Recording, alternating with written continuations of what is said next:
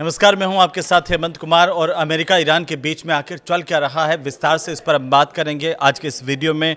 तो इस वीडियो को अंत तक ज़रूर देखिए, क्योंकि अभी अभी जो अपडेट आ रही है वो ये आ रही है कि ट्रंप की धमकी से नाराज़ ईरान का बयान आया है और ईरान ने अमेरिका से जो बातचीत हो रही थी उसको रोक दिया है। अब आगे क्या होगा, कईयों के मन में सवाल है, लेकिन अभी क्या हो रहा है इस पर पहले बात कर लेते हैं। ईरान ने क्या कहा है? ईरान ने कहा कि दबाव में हम बात नहीं करेंगे। अमेरिकी अधिकारियों के साथ ईरान के प्रतिनिधिमंडल ने हाथ भी नहीं मिलाया। तो दोस्तों, इससे ये साफ है कि बर्फ़ बाहर से ज़रूर पिघली है, लेकिन अंदर जो है वो रिश्तों की खटास अभी भी बरकरार है। अंदर रिश्ते सामान्य बिल्कुल नहीं हुए हैं। और अगर आप ये सोच रहे हैं कि सब कुछ ठीक है, तो हो सकता है कि आपका ये सोचना गलत हो, क्योंकि इससे पहले क्या कुछ हुआ, वो ये हुआ कि अमेरिका ने ईरान के तेल बेचने को लेकर के प्रतिबंध हटा दिए थे और ये बात सामने आई थी कि अगले 60 दिनों तक भारत भी ईरान से तेल खरीद सकता है। ये अच्छी बात थी, अच्छी खबर थी, हम सबकी उम्मीद जगी। लेकिन अभी क्या हो रहा है देखिए, स्विट्ज़रलैंड में 21 जून को ईरान और अमेरिका के बीच जो बातचीत हुई उसमें ट्रंप की धमकी की वजह से वो बातचीत खटाई में पड़ गई, अभी खत्म हो गई है। बड़ी अपडेट ये आ रही है कि ईरानी जो वार्ताकार हैं वो मोहम्मद बागेर गालिबाफ, उन्होंने कहा कि करीब 80 मिनट की बातचीत के बाद उन्हें ये पता चला, उन्होंने कहा कि मुझे ये पता चला कि ट्रंप ने हमारे राष्ट्रपति, हमारी वार्ता टीम और हमारे इलाके को लेकर के धमकी भरे बयान दिए हैं। अब उनका ये बयान बहुत महत्वपूर्ण है। गालिबाफ ने और क्या कहा कि इसके बाद ईरानी जो डेलीगेशन की ने बैठक को ख़त्म कर दिया और वहाँ से ईरानी डेलीगेशन जो है वो चला गया। उन्होंने जानकारी ये दी कि बाद में अमेरिकी जो पक्ष है उनके मध्यस्थों के ज़रिए एक और बैठक करने की इच्छा जताई, लेकिन ईरान ने इसे स्वीकार नहीं किया। ईरान ने मना कर दिया कि अभी बातचीत नहीं करेंगे। तो ईरान की टीम ने अमेरिका के जो उपराष्ट्रपति है जेडी वेंस के साथ हाथ मिलाने और संयुक्त फोटो सत्र में भाग लेने, शामिल होने से भी इनकार कर दिया। इससे आप समझ सकते हैं कि तल्खी बरकरार है किस तरीके से। और इसे लेकर के जब अमेरिकी उपराष्ट्रपति जेडी वेंस से मीडिया ने सवाल किया कि हो क्या रहा है, तब उन्होंने क्या कहा? उन्होंने कहा कि लोग सोचते हैं कि केवल नेतन्याहू ही बातचीत को नुकसान पहुंचा सकते हैं, लेकिन कई बार ट्रंप के अचानक और सख्त बयानों से भी तनाव पैदा हो जाता है। ये जेडी वेंस का बयान है। ये अपने आप में सारी कहानी कह देता है कि कैसे ट्रंप का जो बयान है वो अब दोनों देशों के बीच में जो रिश्ते सामान्य हो रहे थे, जो 60 दिनों की बातचीत शुरू हुई थी, उसको शुरू होने से पहले ही उसने ख़त्म करवा दिया। जैसा बयान आया उसके बाद जेडी वेंस ने इस बात को स्वीकार किया और ये जो बयान दिया जिसमें उन्होंने ये कहा कि लोग ये सोचते हैं कि केवल नेतन्याहू ही बातचीत को नुकसान पहुंचा सकते हैं, लेकिन कई बार ट्रंप के बयान, अचानक सख्त बयानों से भी तनाव पैदा हो जाता है। दरअसल जब अमेरिका और ईरान के प्रतिनिधि आपस में बातचीत कर रहे थे, तभी ट्रंप ने ईरान को धमकी देते हुए सोशल मीडिया पर यह लिखा कि ईरान तुरंत लेबनान में हिजबुल्लाह को परेशानी पैदा करने से रोके। ये ट्रंप ने लिखा कि ईरान तुरंत लेबनान में हिजबुल्लाह को परेशानी पैदा करने से रोकें। अगर उन्होंने ऐसा नहीं किया तो हम ईरान पर फिर बहुत सख्त हमला करेंगे।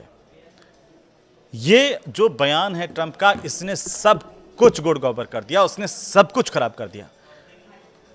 अमेरिका के इस बयान के बाद ईरान ने बातचीत रोक दी है और ईरान की तरफ से जो बयान आए हैं वो ये कहा गया है कि वे किसी भी तरह का जो प्रिवेंटिव एक्शन है या कोई भी दुश्मन की चाल है उसका मुंह तोड़ जवाब देने के लिए पूरी तरह से तैयार है। वो दिखा रहा है कि एक बार फिर से ये आहट है, वो अभी संकट के बादल इस पूरी बातचीत पर तो मंडराने ही लग गए हैं, बल्कि दोनों देशों के रिश्ते सामान्य हो जाएंगे, इस उम्मीदों पर भी पानी फेरते हुए दिख रहे हैं।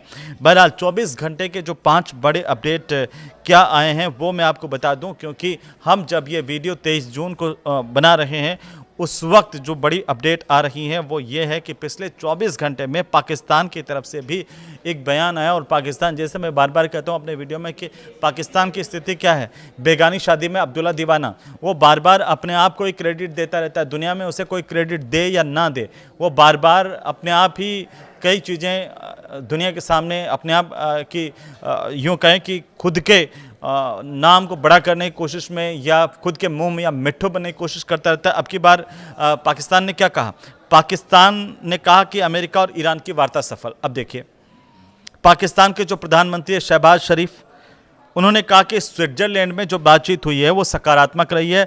दोनों पक्ष 60 दिन के भीतर अहम अंतिम समझौते की दिशा में आगे बढ़ने, हाई लेवल कमेटी को बनाने और तकनीकी स्तर की वार्ता जारी रखने पर सहमत हुए हैं। ये पाकिस्तान का बयान। और ठीक इसके बाद ये पूरा का पूरा घटनाक्रम हुआ है जब ईरान ने बातचीत करने से अभी फिलहाल मना कर दिया है। और वैसे भी ये जो पीस डील करवाई वो पाकिस्तान ने नहीं, कतर कहा जा रहा है कि कतर ने ये डील करवाई। तो पाकिस्तान को अब कुछ ना कुछ तो अपने लिए दिखाना है कि वो पहले से कह रहा था हम ऐसा कर देंगे वैसा कर देंगे, लेकिन कर नहीं पाया।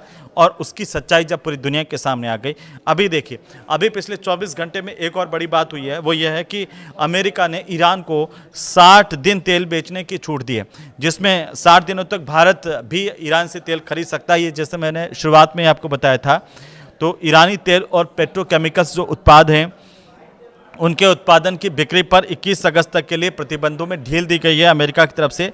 अमेरिका ने कहा कि ये जो फैसला हॉर्मुज स्ट्रेट में जहाज़ों की आवाजाही को जारी रखने और सहमति बनने के बाद लिया गया है। ईरान ने क्या कहा है? ईरान ने कहा कि बातचीत के बीच भी ईरान की सेना पूरी तरह से अलर्ट मोड पर है। और सुप्रीम नेशनल सिक्योरिटी काउंसिल जो ईरान की है, उसके डिप्टी सेक्रेटरी हैं गदीर नेजामी का ये बयान है कि अमेरिका के साथ बातचीत जारी रहने के बावजूद सेना की तैयारियों में कोई कमी नहीं की जा रही है। उन्होंने कहा कि किसी भी खतरे का जवाब देने के लिए ईरान की सेना पूरी तरह से तैयार है।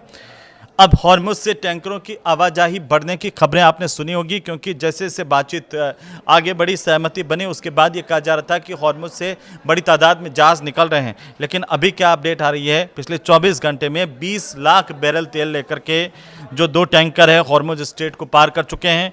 ये टैंकर किस देश के, इसकी पुष्टि नहीं हुई है, लेकिन फिलहाल जो जानकारी है कि जहाज़ों की संख्या अभी भी युद्ध के पहले के स्तर से काफ़ी कम है। मैं आपको बता दूं, पहले युद्ध से पहले जितने जहाज गुजरते थे उतने जहाज अभी हॉर्मुज से नहीं गुजर रहे हैं। लेकिन स्विट्जरलैंड की बातचीत के बाद गालिबाफ और अराकची ओमान के लिए रवाना हुए हैं।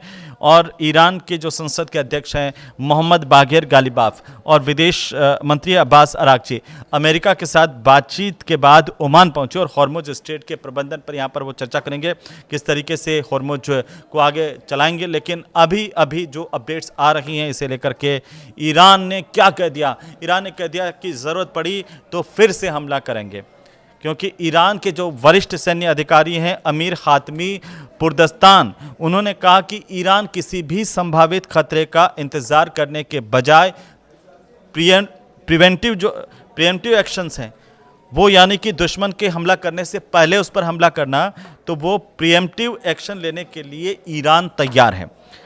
पुरदस्तान ने इस बात को लेकर चेतावनी भी दी है, कहा कि किसी भी विरोधी देश ने अगर कोई गलती की, अगर किसी तरह का दुस्साहस किया, तो ईरान का जवाब केवल हॉर्मुज तक सीमित नहीं रहेगा।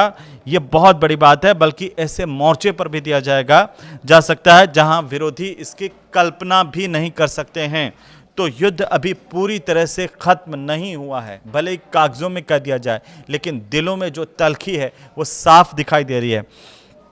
अब जो ईरान के राष्ट्रपति हैं पजेश्कियान, वे पाकिस्तान भी पहुंचने की उनकी जानकारी इस वक्त सामने आ रही है। और ये बताया जा रहा है कि ईरान की जो राष्ट्रपति हैं मसूद पजेश्कियान, वे पाकिस्तान के सरकारी दौरे पर इस्लामाबाद पहुंचे हैं। और ये 28 फरवरी को अमेरिका और इजराइल की ओर से ईरान पर किए गए हमलों के बाद उनका कोई पहला विदेश का दौरा है।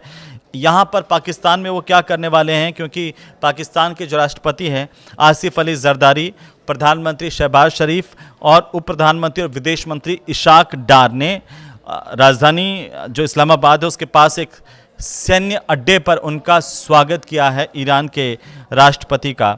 तो ईरान में 4 जुलाई से खामेनेई का अंतिम संस्कार शुरू होगा। इस बात की भी जानकारी सामने आ रही है।